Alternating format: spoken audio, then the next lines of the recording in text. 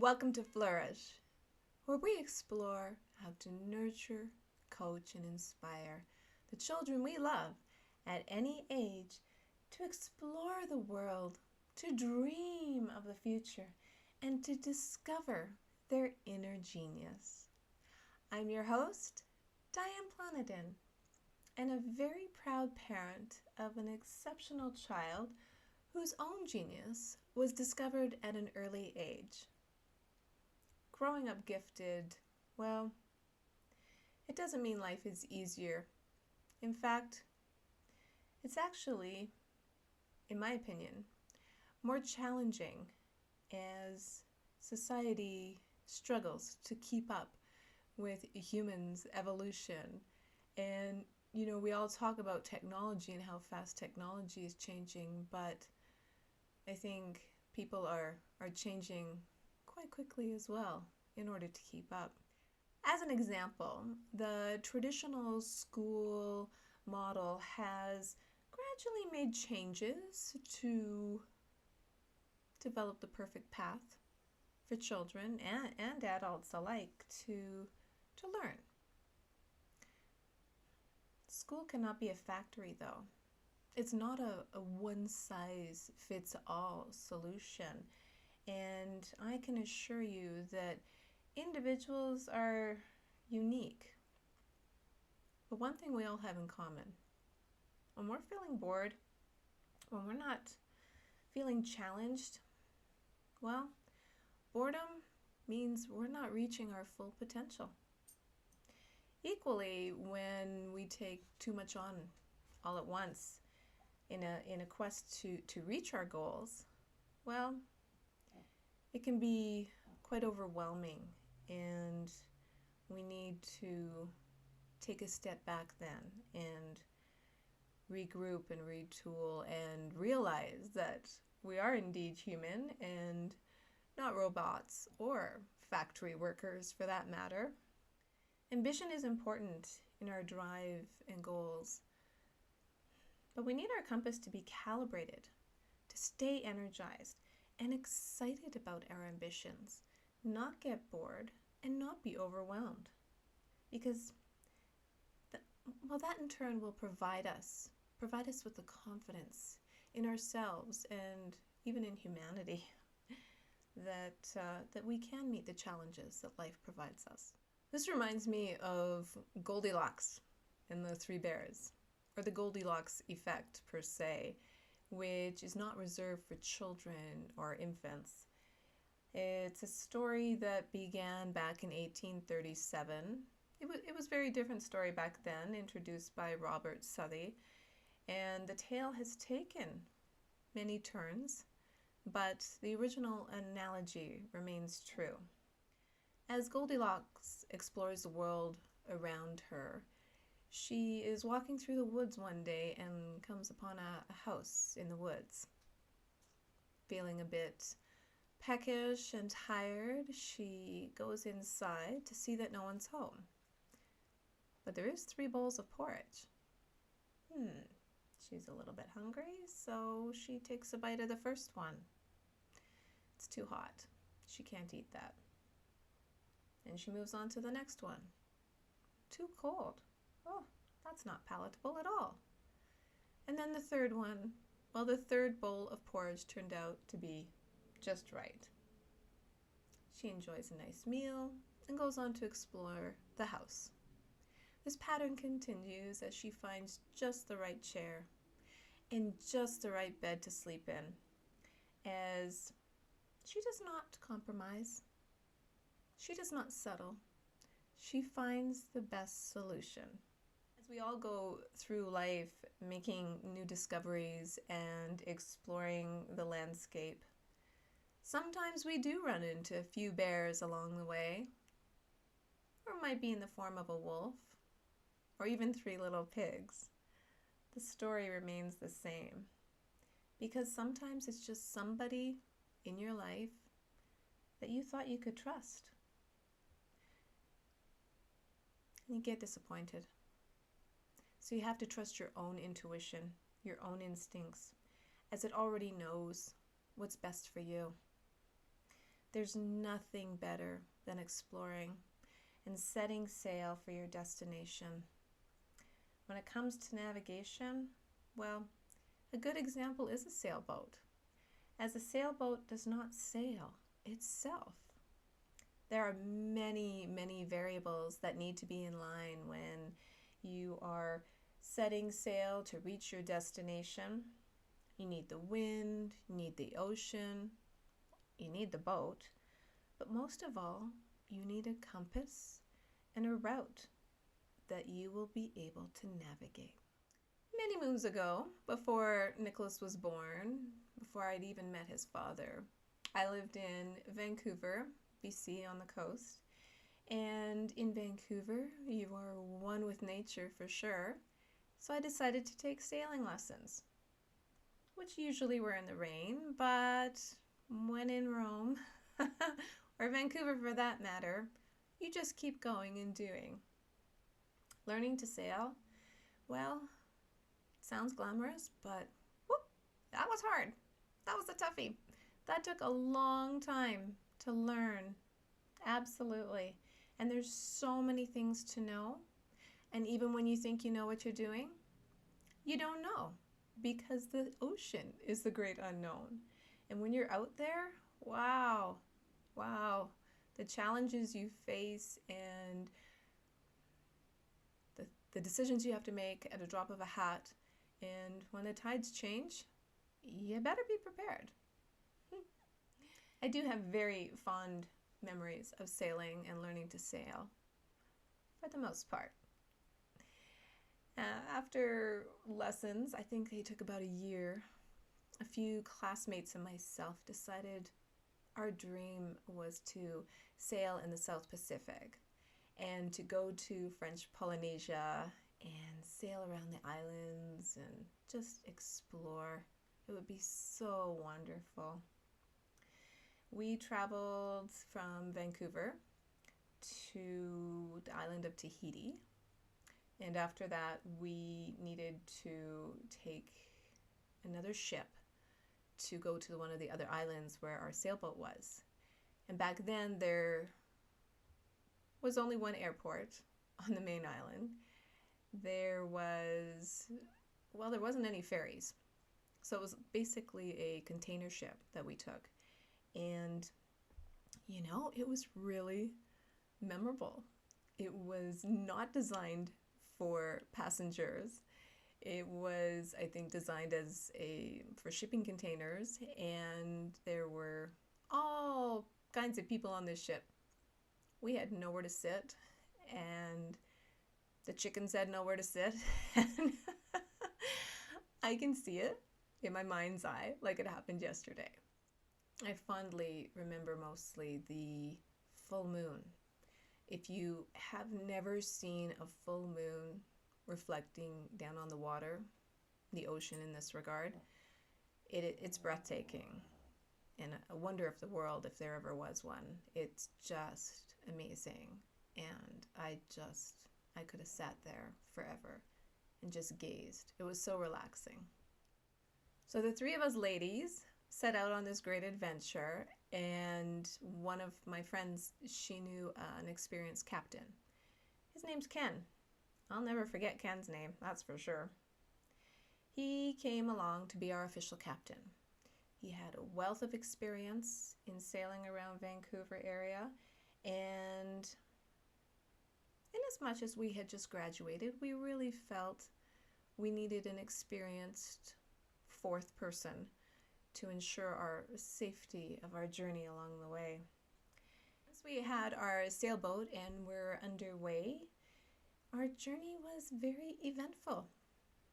You see, it turned out our trusted Captain Ken, well, he'd never sailed in international waters, and he didn't feel it was necessary to mention this to us. He just figured he knew how to sail. All right. But it also meant that he didn't know how to navigate with the international boys. The islands, the French Polynesian islands, well, they're surrounded by reefs. And so it's kind of important because there's a lot of tacking involved, there's a lot of navigation involved, and We were literally constantly nagging, constantly quibbling with Ken on the safety of our pathway. It was a little nerve-wracking, to be honest. Ken really didn't want to hear about it. After all, he was the captain, and what did we know? Well, we knew we had just learned how to read charts. We know we had just learned how to navigate international waters, and he didn't concur. He just continued to argue with us. That was until one day when Ken navigated us right on top of a sandbar. We were actually quite lucky that it wasn't coral, because a sandbar is a bit more forgiving. And after all, we were renting this boat. And lucky for us, well, we were in the water, and the tides do change, and the water eventually did rise after much patient waiting. That is one thing you can count on, is the tides do change, and once again we were under sail, so it was okay. And that evening at dinner, as we were moored in some fantastic bay looking at the wonders of Mother Nature in fantastic Tahiti, life doesn't get much better. We had a nice dinner, and we were gazing at the open ocean, drinking our Chateau Carton Rouge. That's not a real wine. That's what I called it, because it was this beautiful French red wine that was sold in a carton. Because when you're on a boat, you don't really want to bring a lot of glass along, so for safety reasons. But, it was a lovely, lovely French wine, and I really wish I could remember the actual vintage. Now that our little posse had its sea legs and had been practicing for a few days, tacking around the islands, Ken decided, we're ready for Bora Bora. Let's go. We're ready for the open ocean and the excitement and beauty that Bora Bora promises, with its wonderful palm trees and thatched houses and just beautiful, beautiful nature. I was excited. And then I was disappointed because we never made it to Bora Bora. Yeah. You see, another thing you need to do in order to reach your goals, to get to Bora Bora, is you gotta check the weather, you gotta check the tides, and that's kind of an important variable when you're navigating the ocean. Wow. He had assured us he had checked the forecast, and we were good to go. So when we hit a storm, and we were furious, Ken said, well, something to the effect that nothing we can do but ride out the storm. And I said, oh, there's something we can do. We can turn around, because we can live. Yeah, that's a new plan, Ken. So with that, Ken decided to go for a nap. And the three of us ladies, well, we tethered ourselves to the sailboat, moved into action. We trusted each other that we were going to turn this ship around, and we were going to outrun the storm, and we were going to get back to safety. So while Ken was sleeping, we decided to live and revved up the engine and experienced a wrath of Mother Nature that, knock on wood, I have never experienced ever again, because that was crazy. I don't even know how to describe it, other than I am so thankful that we trusted each other. Yeah. And as much as Ken had more experience than us, he proved to us that day he wasn't a captain. He wasn't a leader, which would have informed himself. He would have kept the team apprised. He would have taken our opinions into consideration when it really came down to the crunch and in making that decision. He lost our trust that day completely. We no longer entrusted Ken with our lives, and for that he lost a lot of credibility. And for that, I'm here today to share that story because it was an important lesson that I really hope nobody has to learn that way, because it could have been life-threatening. But the reason for me to share this story with you today is that it's exciting to explore, but it's not easy. It's amazing when a dream comes to life, but there may be a few storms along the way. You have to navigate your way through that, and you have to navigate it in order to realize your dream, in order to reach your destination. When you do, you'll discover your strengths and your weaknesses.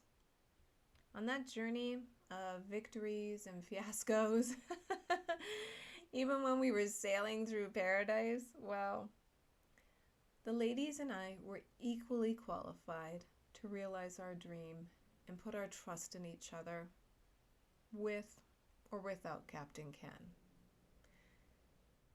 Which makes me realize, when I'm mentioning dreams and how life is not easy,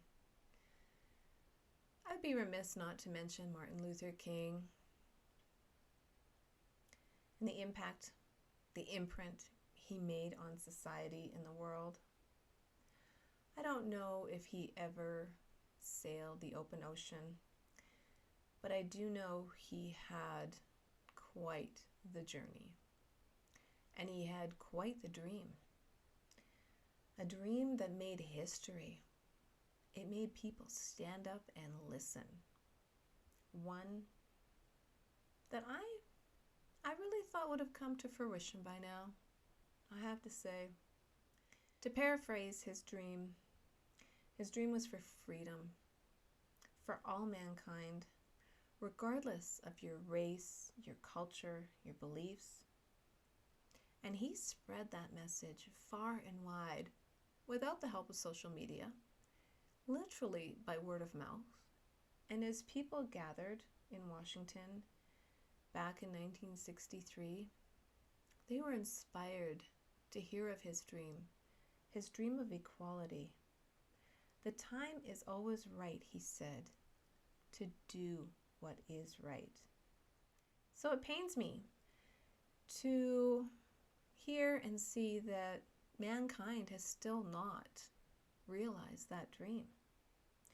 One that, to be honest, is common sense. It's complete common sense.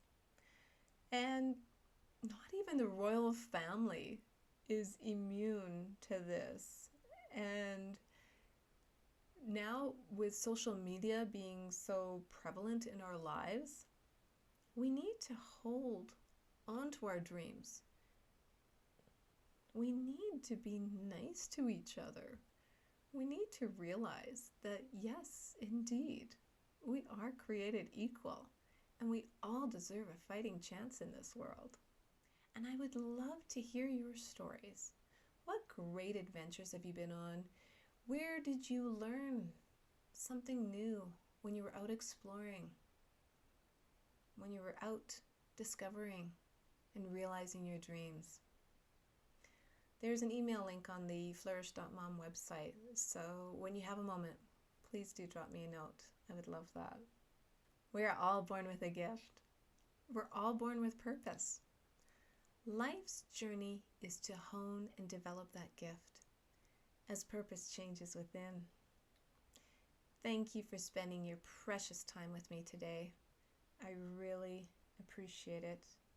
And thank you, Nicholas, for your music composition. I just adore it. And I love hearing your playlist. I love it. Thank you. I know you're discovering your own balance in life now while still staying challenged and energized, which in turn creates confidence in your dreams as you explore the wonders of the world. It's truly an amazing place, and there's so much left to be discovered. I'm going to end with a quote from Mark Twain. 20 years from now, you will be more disappointed by the things you didn't do than the ones you did do. So throw off the bow lines, sail away from the safe harbor, catch the trade winds in your sails. Live well, my friends. Until next week.